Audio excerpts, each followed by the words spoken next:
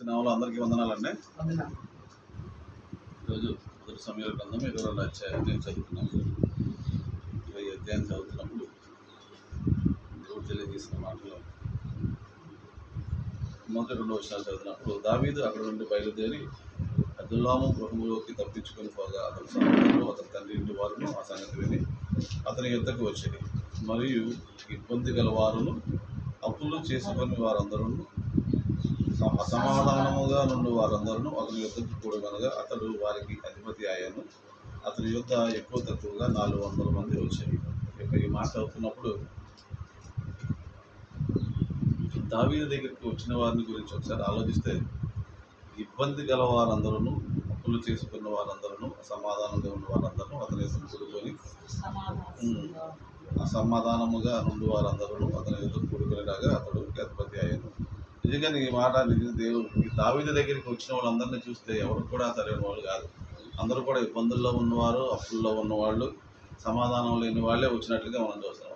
నిజంగా మరి దావీదుని చూస్తే అంతకుముందు అధ్యాయంలో చూసినప్పుడు దావీదు కనీసం తినడానికి కూడా లేని పరిస్థితిలో మరి అక్కడ హిమాలయ దగ్గరికి వెళ్ళి నాకు 3 రోజులైంది తినడానికి నాకు ఏమన్నా పెట్టమంటే ఆయన మరి సన్నిధి రొట్టెలు ఇస్తే తిన్నాడు. అంటే మరి ఆయన దగ్గర ఏమున్నాయండి? ఆయన కూడా పారిపోతున్నాడు. ఆయన కూడా సమాధానం లేదు, ఆయన కూడా ఇబ్బందుల్లోనే ఉన్నాడు, ఆయనకి తినడానికి కూడా లేదంటే మరి ఆయన దగ్గర కూడా మరి డబ్బులు లేని అంటే ఏమీ లేని పరిస్థితిలో మరి ఆయన తిరుగుతుండగా మరి ఆయన దగ్గరికి వచ్చిన వాళ్ళు కూడా అలాంటి వాళ్ళే వచ్చినట్టుగా ఇక్కడ చూస్తున్నాం. ఎంతమంది వచ్చారంటే ఒక్కరు ఇద్దరు కాదు, 400 మంది రావడం అనేది నాకు ఆశ్చర్యం అనిపించింది. ఎందుకంటే ఈయన పరిస్థితి ఇలా ఉంటే మరి వచ్చిన వాళ్ళు కూడా మరి అలాంటి వాళ్ళే ఈయన దగ్గరికి వస్తే అతని యుద్ధకు కూడుకొని రాగా అతడు వారికి అధిపతి అయ్యాను. అతని దగ్గర 400 మంది వచ్చింది. 400 మంది మరి ఈ విధంగా దావీదు దగ్గరికి అంటే దేవుడు అంటే ఎందుకు వచ్చారు, దావీదు దగ్గరికి ఎందుకు రాగలిగారు అనేది ఒకసారి ఆలోచిస్తే, ఎందుకంటే దేవుడితో మరి అంటే ఈయన ఏమైనా అప్పులు తీరుస్తాడంటే అప్పులు తీర్చేవాడు కాదు, ఈయనే ఇబ్బందుల్లో ఉన్నాడు అని వారు ఎందుకంటే ఈయనే దాక్కుని తిరుగుతున్న పరిస్థితులు, మరి ఈయనకే సమాధానం లేని పరిస్థితిలో ఉండగా వీళ్ళందరికీ ఏం సమాధానం చెప్పగలడు, వీళ్ళకి ఇబ్బందులు ఏం తీర్చగలడు అనేది నిజంగా మరి ఆలోచించాల్సిన విషయం. కానీ కొంతమంది దావీదు దగ్గర రావడం అనేది మరి ఆశ్చర్యంగానే అనిపించింది. కానీ మరి ఎందుకు వచ్చారు అంటే నిజంగా ఎందుకంటే దావీదు మరి అంతకుముందు ఆయన చేసిన పనులు, ఎందుకంటే అంతకుముందు ఆయన చేసిన యుద్ధాల గురించి కానీ లేకపోతే దేవుడితో కలిసి ఉండటం కానీ వారు ఎరిగి ఉన్నారు కాబట్టి మరి దేవుడి దగ్గరికి అంటే ఆ దావీదు దగ్గరికి రావడానికి మరి అది ఇష్టమైంది అనేది నాకు ఇక్కడ అర్థమవుతుంది. ఎందుకంటే వాళ్ళు లేకపోతే ఆయన దగ్గర ఉన్న డబ్బులు ఉన్నాయిలే, మా అప్పులు తీరుస్తాడులే అని అనుకుంటానికి కూడా మరి లేని పరిస్థితులు.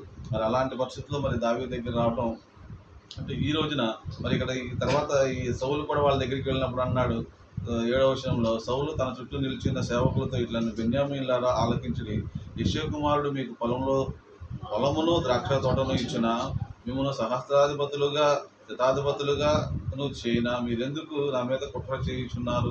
ఇవన్నీ కూడా అంటే ఎందుకు దావీదు దగ్గరికి మీరందరూ కూడా వచ్చి ఇట్లా ఉన్నారు అనేది ఇక్కడ మరి సౌలు కూడా అంటున్నాడు. కానీ మరి దావీదు దగ్గరికి మరి ఏ విధంగా ఏమీ లేని స్థితిలో కూడా మరి దావీదు దగ్గరికి అంటే వాళ్ళు ఎలా ఉన్నారో అలా వెళ్ళారు. కానీ దేవుడు సహాయం చేస్తాడు, దావీదు ద్వారా దేవుడు సహాయం చేస్తాడనే ఒకే ఒక్క ఆశ మరి వీళ్ళని మరి అక్కడ తీసుకెళ్ళి, ఎందుకంటే వాళ్ళు పడుతున్న ఇబ్బందులు కానీ వాళ్ళకున్న అప్పులు కానీ వాళ్ళకున్న మరి అసమాధానం కానీ ఇవన్నీ కూడా తొలగిపోవాలంటే అంటే అన్నీ ఉన్న సౌలు కాదు కానీ ఏమీ లేని దావీదు దగ్గరికి వెళ్తేనే మనకు అన్నీ మరి దేవుడు సహాయం చేస్తాడు అనేది మరి వాళ్ళు నిజంగా అనుకున్నారు.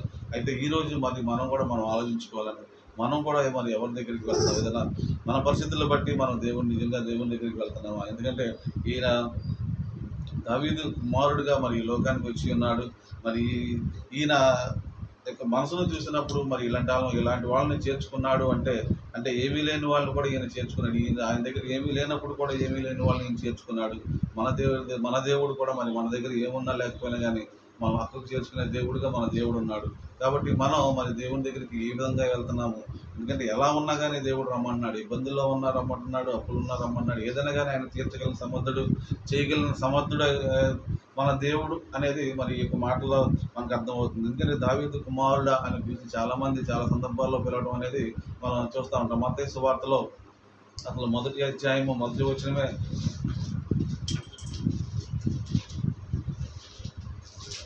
అబ్రహాము కుమారుడకు దావీదు కుమారుడైన యేసుక్రీస్తు వంశావళి. మరి ఇక్కడే మరి దావీదు కుమారుడుగా యేసుక్రీస్తు ఈ లోకానికి వచ్చినట్లుగా మనం చూస్తున్నాం. మరి దావీదు కుమారుడు మరి ఎలా రక్షించాడు, ఎలా కాపాడాడు అనేది మనం చూస్తే మరి చాలా చోట్ల మత్తయి సువార్త 20వ అధ్యాయంలో 29 నుంచి చూస్తే, మొదటగా వారు యెరికో నుండి వెళ్ళుచుండగా బహుజన సమూహము ఆయన వెంట వెళ్ళిరి. ఇదిగో త్రోవ పక్కన కూర్చున్న 2 గుడ్డివారు యేసు ఆ మార్గాన వెళ్ళుచున్నారని విని, ప్రభువా దావీదు కుమారుడా మమ్మను కరుణింపమని కేకలు వేసిరి. ఊరకుండుడని జనులు వారిని గద్దించరు గాని వారు, ప్రభువా దావీదు కుమారుడా మమ్మల్ని కరుణించమని మరి బిగ్గరగా కేకలు వేసిరి. యేసు నిలిచి వారిని పిలిచి, నేను మీకు ఏమి చేయగోరుచున్నానని అడగగా వారు, ప్రభువా మా కన్నులు తెరవలనది. కాబట్టి యేసు కనికరపడి వారి కన్నులు ముట్టాను. వెంటనే వారు దృష్టి పొంది ఆయన వెంట వెళ్ళిరి. కాబట్టి ఇక్కడ మరి దేవుడు దావీదు కుమారుడా, దేవుడు కూడా మరి దావీదు కుమారుడా అని పిలిపించడానికి ఇష్టపడుతున్నట్లుగా మనం ఇక్కడ చూస్తున్నాం. కాబట్టి దావీదు కుమారుడా అని పిలిచినప్పుడు వాళ్ళు మరి గుడ్డివారు పిలవమాకండి అని చెప్పినా సరే వాళ్ళు ఏంటంటే విశ్వాసంతో పిలిచారు. దావీదు కుమారుడా, దేవుడు పిలుపడేటట్టుగా పిలిచారు. మరి ప్రభువు వచ్చారు, మీరు ఏం కోరుచున్నారంటే ఆయన అన్నారు, మా కన్నులు తెరవాలని అన్నప్పుడు దేవుడు వారిని ముట్టి స్వస్థపరిచినట్టుగా మనం చూస్తున్నాం. కాబట్టి మనం కూడా మరి మన కన్నులు కూడా మరి నిజంగానే మనం తెరవబడి ఉన్నాయా, మూసిపోయినాయి అనేది మనం ఒకసారి ఆలోచించుకోవాలి. ఎందుకంటే మనం చూస్తున్నాము, అన్నీ వింటున్నాము, కానీ నిజంగా మరి దేవుడిని చూడగలిగే కన్నులు మనకు ఉన్నాయా? మరి అందుకనే అంటాడు, ఎఫెసీ గ్రంథంలో కూడా అంటాడు, మన మనోనేత్రములు తెరవబడలాగున అనే వాక్యం కూడా మనం చూస్తాం. అని ఎఫెసీకి రాసిన పత్రిక 1వ అధ్యాయము 17వ వచనం చూస్తే, మరియు మీ మనోనేత్రములు వెలిగింపబడినందున ఆయన మిమ్మల్ని పిలిచిన పిలువన నిరీక్షణ ఎట్టిదో, పరిశుద్ధులతో ఆయన స్వాస్థ్యం యొక్క మహిమాశ్రయం ఆయన క్రీస్తునందు వినియోగపరిచిన బలాత్సయం ఎట్టిదో విశ్వసించు మన యందు ఆయన చూపుతున్న తన శక్తి అపరితమైన మహత్యం ఎట్టిదో అది తెలుసుకోవాలని మనం ప్రభు అయిన యేసుక్రీస్తు యొక్క దేవుడైన మహిమ స్వరూపకు తండ్రి తనను తెలుసుకుంటే యందు మీకు జ్ఞానమును ప్రత్యక్షత గల మనసును అనుగ్రహించినట్లు నేను ప్రార్థన చేసి మిమ్మల్ని విజ్ఞాపన చేయించున్నాను. ఎందుకంటే మనం కూడా నిజంగా మరి దేవుణ్ణి మనం చూడాలి, దేవుణ్ణి వినగలగాలంటే మనకు కూడా ఏంటంటే ఆత్మీయ మరి గుడ్డితనం అనేది మనకు ఉండకూడదు.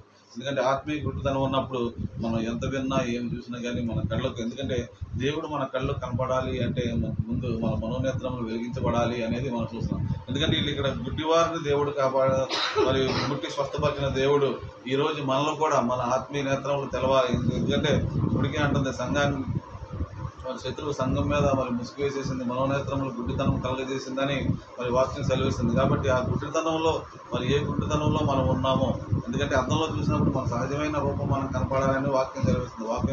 వాక్యం మన అర్థం చూసుకున్నప్పుడు మనం ఎలా ఉన్నామో మనం తెలుసుకోవాలి అంటే మన కన్నులు తెరవబడితేనే మనం తెలుసుకోగలుగుతాం. అంతేగాని మరి మనం మూసి ఉన్నప్పుడు మన చదువుతున్నా కానీ మనం గ్రహించలేకపోతున్నాం అంటే మరి మన కళ్ళు మరి తెరవబడి ఉన్నాయా లేకపోతే మూసిపోయినది అనేది మనం ఒకసారి గ్రహించుకోవాలి. ఎందుకంటే దేవుడు మరి దావీదు కుమారుడు అని పిలిచినప్పుడు ఆయన వచ్చి మరి ఆయన చేసిన కార్యం ఏంటంటే గుడ్డివారిని ముట్టి స్వస్థపరిచిన దేవుడు.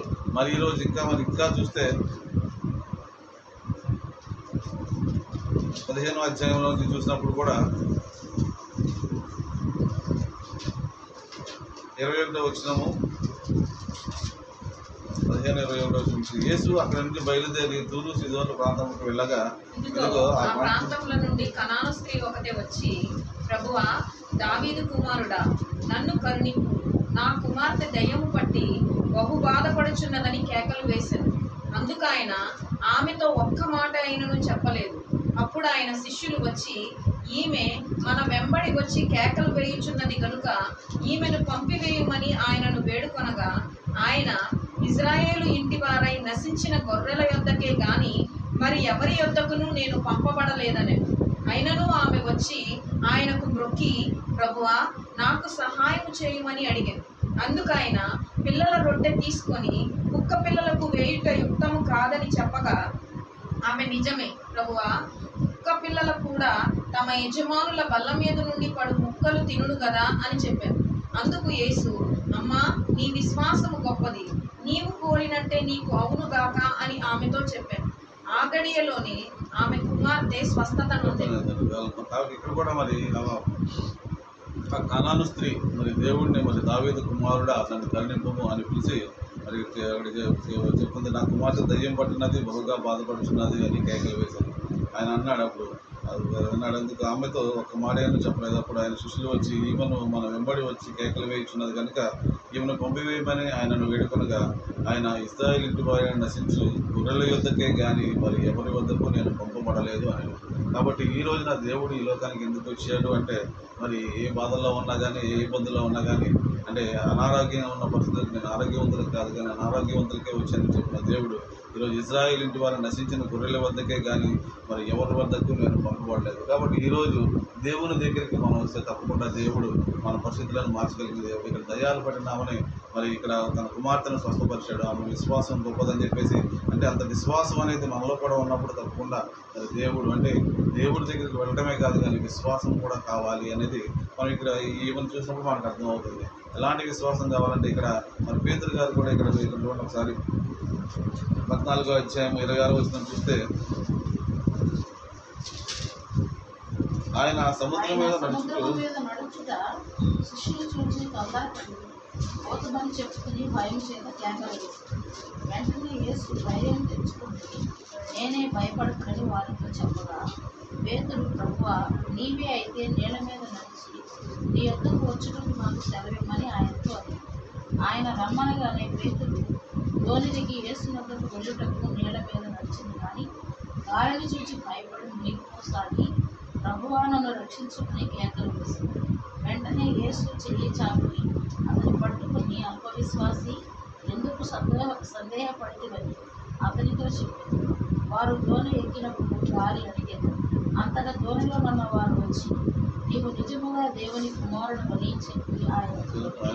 కాబట్టి ఇక్కడ మరి దేవుడితో నడిచిన మరి పేతురు గారిని చూసినప్పుడు మరి దేవుడు మరి సముద్రం మీద నడవడం చూశాడు. నేను కూడా మరి నడుస్తాను అన్నప్పుడు నడిచడానికి మరి పేతురు గారితో చెప్పినప్పుడు మరి ఆయన నడిచాడు, దేవుని వైపు చూశాడు, నడిచాడు. కానీ ఇక్కడ గాలిని చూసి భయపడి మునిగిపోసాగాను. కాబట్టి ఇక్కడ దేవుని చూసినంతసేపు బాగానే ఉన్నాడు కానీ ఎప్పుడైతే గాలిని చూశాడో మరి ఆయన భయపడిపోవడం మునిగిపోవడం అనేది జరుగుతుంది. కాబట్టి దేవుడు మనతో ఉన్నాడు అనేది మనకు తెలుసు కానీ కాకపోతే కొన్ని భయాలు ఏం చేస్తాయంటే దేవుని దగ్గరికి మనం చేర్చలేకపోతుంది అనేది మరి ఇక్కడ దీన్ని బట్టి మనకు అర్థమవుతుంది. ఎందుకంటే దేవుడు అన్నాడు అల్పవిశ్వాసి నువ్వెందుకు సందేహపడితేవి అని అతనితో అన్నాడు. కాబట్టి సందేహం అనేది ఉండకూడదు, భయము సందేహం అనేది లేకుండా మరి దేవుని దగ్గరికి వచ్చినప్పుడు పూర్ణ హృదయంతో ఆయన దగ్గరికి వచ్చి, ఎందుకంటే విశ్వాసం అనేది లేకుండా మనం ఆయన దగ్గరికి వస్తే మరి కార్యాలు అనేవి జరగవండి.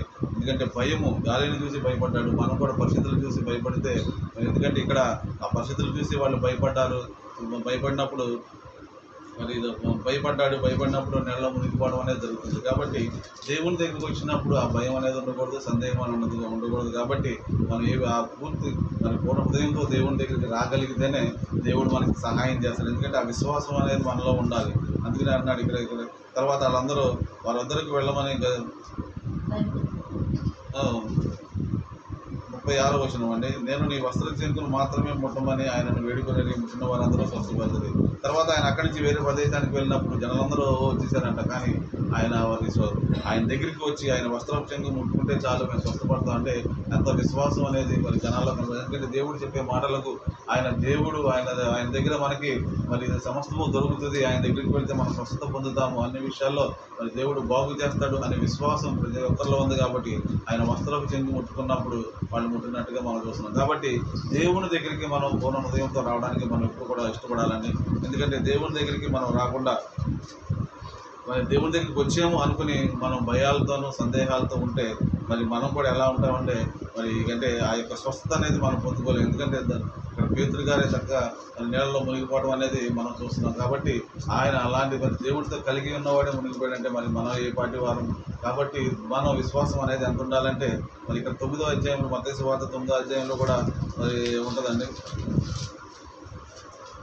23వ వచనంలో ఆయన ధోని ఎక్కినప్పుడు 8వ అధ్యాయము 23వ వచనము, ఆయన ధోని ఎక్కినప్పుడు ఆయన శిష్యులు ఆయన వెంట వెళ్ళి అతడు సముద్రం మీద తుఫాను లేచినందున ఆ ధోని అలల చేత కప్పబడను.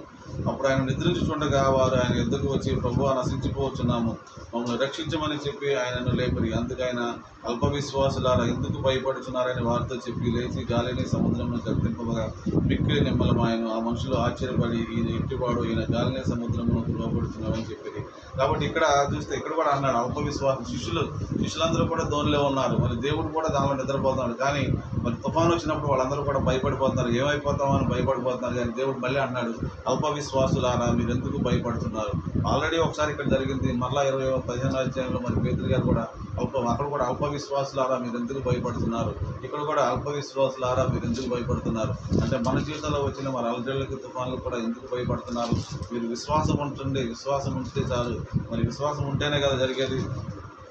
నమ్మటం నీ వల్ల అయితే సమస్తము సాధ్యమని వాక్యం సెలవిస్తుంది కదా. మరి అలాంటప్పుడు మరి దేవుని దగ్గరికి ఇంకా మనం అనారోగ్యాలతో, ఇంకా మనం బాధపడుతున్నాం, ఇంకా ఆత్మీయ స్థితి మనం ఎదగలేకపోతున్నాం అంటే దేవుని దగ్గరికి మనం ఎలా వస్తున్నాం అంటే అనేది మనం ఒకసారి మనలో మనం ఆలోచించుకోవాల్సిన పరిస్థితి ఎంతైనా ఉంది. అంటే ఏది ఉంది మనలో, ఏముంది? ఎందుకంటే అంటాడు మరి అప్పులు, వీళ్ళందరూ మరి అప్పులు ఉన్న వాళ్ళు కూడా వచ్చారంటే దేవుడు అప్పులు కూడా తీర్చాడు.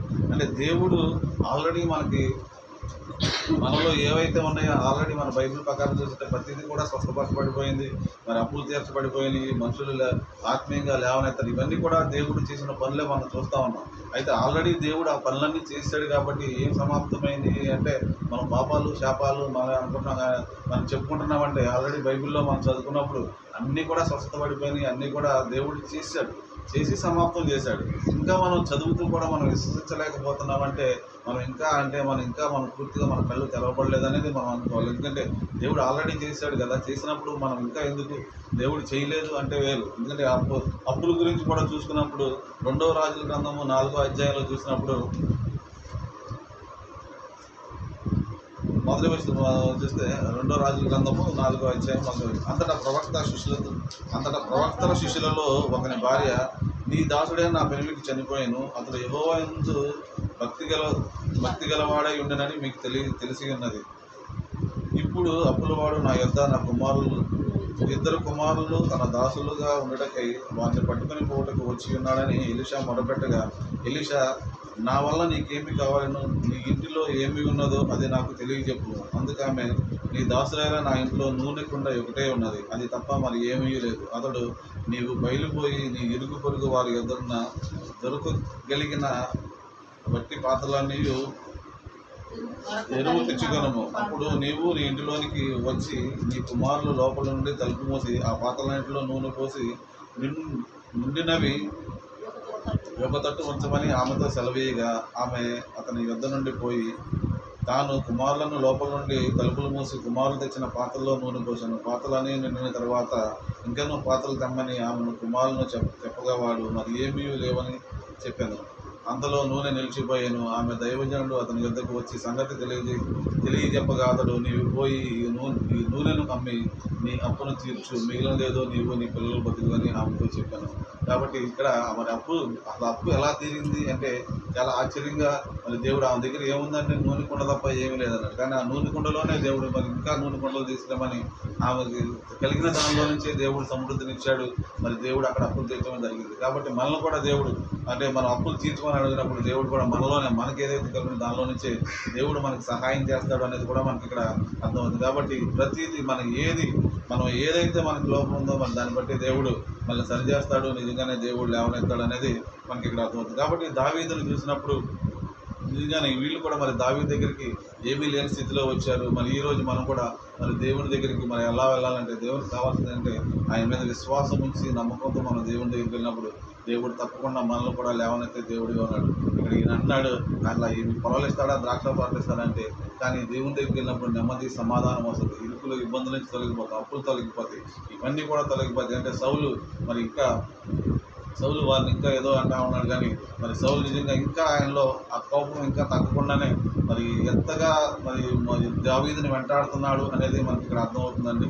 మరి అక్కడికి వెళ్ళాడు, చివరికి యాజకుడి దగ్గరికి కూడా వెళ్ళి దావీదు నీ దగ్గరికి వచ్చాడు కదా, నీకు తెలుసు కదా, నువ్వు చెప్పన్నప్పుడు అభిమలేకు వచ్చేది నాకు తెలియదు అన్నప్పుడు చివరికి వాళ్ళని కూడా చంపేంత కోపం మరి సౌలుకి వచ్చిందంటే ఎంతమంది అంటే 85 మంది మరి యాజకుల్ని చంపటం అంటే అది నిజంగా ఎంత దేవుని బిడ్డలను మరి యాజకులు అంటే మరి దేవుని పరిచయం చేసే వాళ్ళని చంపడం అనేది మరి అది ఎంత పాపమో మరి ఒడిగట్టుకున్నాడో సౌలు. ఎందుకంటే కోపం వల్ల మరి పాపం ఎంతగా మరి రగిలిపోతుందో అనేది మనకు అర్థమవుతుంది. మొన్న ఆ యాజకులు చనిపోవడం గురించి మన ప్రేమ చెప్పింది. అభిమలేకు ఎందుకు చనిపోయాడు అనేది మొదటి రాజగ్రంథం 2వ అధ్యాయంలో మరి చక్కగా వివరించాడు. ఎందుకంటే వాళ్ళు ఏలీ గోత్రం నుంచి వచ్చారని, ఏలీకి మరి దేవుడు ఇచ్చిన శాపం, ఎందుకంటే వాళ్ళు వృద్ధాపం చూడడనే శాపాన్ని మరి ఇక్కడ మరి అభిమలేకు మరి తన యవ్వన కాలంలో చనిపోవడం అనేది చూస్తున్నాం. తర్వాత తన కొడుకు అబ్యాతారు కూడా మరి దానిలో నుంచి ఆ యొక్క యాజకత్వంలో నుంచి తొలగించబడటం అనేది మరి మొదటి రాజగ్రంథం 2వ అధ్యాయం నుంచి మరి తెలుసుకున్నాం. ఎందుకంటే అది ఆ శాపం వాళ్ళని వెంటాడింది కాబట్టి వాళ్ళు చనిపోయారు, అంత త్వరగా చనిపోవడానికి కారణం. కానీ ఆ చనిపోవడం అనేది పక్కన పెడితే ఇక్కడ సౌలు మరి యాజకులను చంపడం అనేది చాలా దారుణమైంది. ఎందుకంటే 85 మంది యాజకుల్ని హతం చేయడం అంటే నిజంగా ఎంత పాపాన్ని కోరపట్టుకున్నాడు అని తెలిసింది. కానీ ఈ రోజు కూడా మరి సేవకులు చాలా మంది అంటారు మరి ఇప్పటికి కూడా సౌలు వెళ్ళిన చోటకి మనం కూడా వెళ్తాం. సౌలు దేవుని కృప సౌలుకి ఉంది. ఎందుకంటే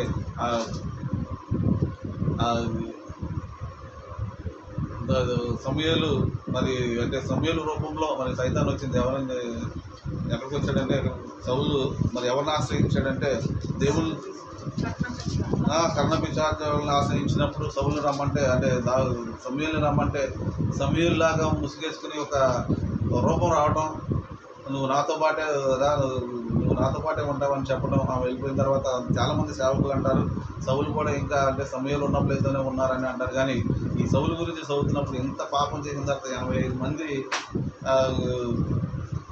యాజకులు చంపడం అంటే మరి దేవుని ఇజ్రాయెల్ ప్రజలు అంటేనే దేవునికి ఇష్టం.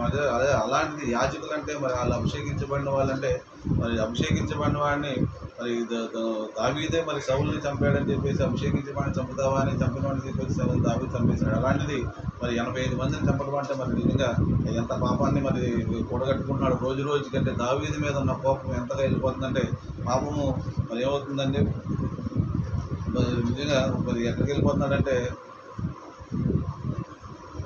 రోజు రోజుకి మరి దావీదు మీద ఉన్న కోపం ఎక్కడి వరకు తీసుకెళ్ళిపోయిందంటే ఆయన్ని మరి పాపంలోకి తీసుకెళ్ళిపోయి పాపం ఏమైపోయిందంటే నిజంగానే సౌలుని చూసినప్పుడు మరి ఏ నరకంలో ఉన్నాడు అనేది మనకి ఆయన గురించి చదువుతున్నప్పుడు అర్థమవుతుంది. కాబట్టి మరి దావీదు ఒంటరిగా ఉన్నాడు, ఏమీ లేని పరిస్థితుల్లో జనం వెళ్ళారు. అలాగే మరి దేవుని దగ్గర కూడా మనం మరి దావీదు కుమారుడు అనిపించుకున్న మన యేసు ప్రభు దగ్గర కూడా మనం వెళ్ళినప్పుడు మనం కూడా ఒంటరిగా వెళ్ళినప్పుడు తప్పకుండా దేవుడు మనకు సహాయం చేస్తాడు. వీళ్ళందరూ కూడా మరి సైనికులుగా ఉన్నారు. ఎందుకంటే వీళ్ళందరికీ ఈయన అధిపతిగా ఉన్నాడు, ఈ 400 మంది సైనికులుగా ఉన్నారు. కాబట్టి మనం కూడా దేవుని సైనికులుగా ఉండాలంటే మనం కూడా దేవుని దగ్గరికి పూర్ణ హృదయంతో వెళ్ళాలి, విశ్వాసంతో వెళ్ళాలి. మరి దేవుడు మనకి చేస్తాడు అనే నమ్మకంతో మనం వెళ్ళినప్పుడు తప్పకుండా దేవుడు మనల్ని కూడా మరి ఆ విధంగా నిలబెట్టే దేవుడుగా మన దేవుడు ఉన్నాడు. మన పరిస్థితులన్నింటినీ కూడా మరి దేవుడు మరి తారుమారు చేయగలడు. ఎందుకంటే మనం ఎలాంటి పరిస్థితుల్లో ఉన్నామో దేవుడు తెలుసు. కానీ ఆయన దగ్గరికి మనం పూర్ణ హృదయంతో వెళ్ళినప్పుడు తప్పకుండా దేవుడు అన్ని విషయాల్లో కూడా సహాయం చేస్తాడు. కానీ ఏంటంటే మనం చేయాలి అంటే నమ్మకం. ఎందుకంటే దేవుడు మనకు చిన్నప్పటి నుంచి తెలుసు. కానీ భయము అనేది మనలో ఉన్నప్పుడు మరి ఎందుకంటే పేతురు భయం వల్ల నీళ్ళలో మునిగిపోయాడు. మరి శిష్యులు కూడా భయం వల్ల దేవుడు పడవలో ఉన్నా కానీ భయపడిపోయి దేవుడిని లేపేశారంటే మరి మన పరిస్థితి ఎలా ఉంది? నిజంగా మనం భయంతో ఉన్నామా లేకపోతే దేవుని మీద విశ్వాసంగా ఉన్నామా అనేది మరి ఈ ప్రజల్లాగా మనం విశ్వాసంతో ఉంటే దేవుడు తప్పకుండా సహాయం చేస్తాడు. ఒకవేళ భయంతో ఉన్నామంటే ఆ భయాన్ని నుంచి మనం వినాడి దేవుని యందు పూర్ణ హృదయంతో మనం దేవుని ఆరాధించినప్పుడు పూర్ణ విశ్వాసంతో ఆయన దగ్గర వచ్చినప్పుడు తప్పకుండా దేవుడు మనందరినీ కూడా మరి లేవనైతే దేవుడిగా ఉన్నాడని తెలియజేస్తూ